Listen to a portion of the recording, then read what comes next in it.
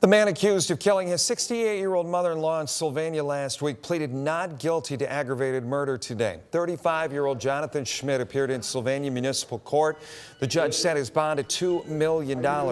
He was arrested last week on an aggravated homicide charge.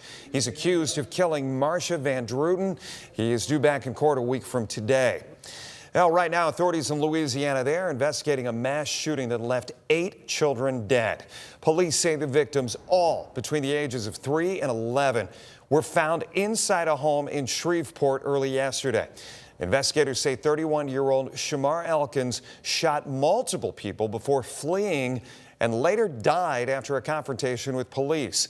He was the father of 7 of the 8 children. 2 women were also shot and seriously hurt, but survived. These 2 cases we just laid out here at home and in Louisiana, according to investigators, stem from domestic disputes, including contentious divorces. And local advocates say it reflects a troubling pattern.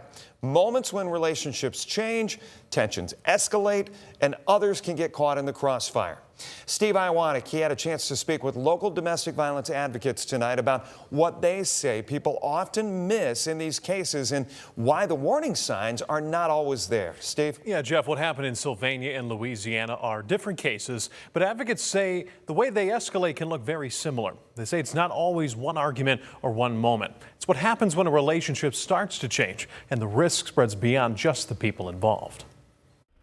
A mother-in-law in Sylvania, 8 children in Louisiana, 2 separate tragedies. Sadly, I wasn't surprised. I mean, as horrible as it is, those are the kinds of cases that we see over and over again. A disturbing trend. Deidre Lashry with Bethany House, a Toledo-based domestic violence shelter, says shows the brutal reality of some cases. According to the Ohio Domestic Violence Network, 157 people died in domestic violence-related cases in 2025. That was up 37% from the previous year and the highest ever recorded. People do get caught in the crossfire, and especially children we see as victims as well of domestic violence. Lashry says that crossfire can include surrounding family, children, even bystanders. She says warning signs usually appear long before escalation.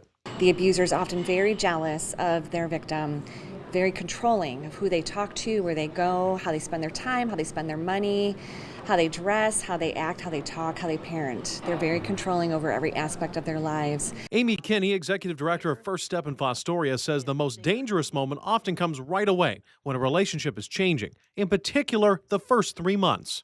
That just adds to the stress, and it makes it just a particularly dangerous time for the victims, for this, and for all those around.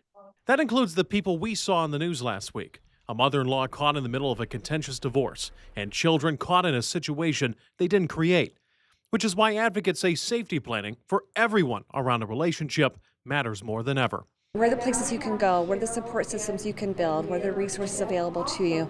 Those are so important for victims to know that they can make that break and they will have help when they land.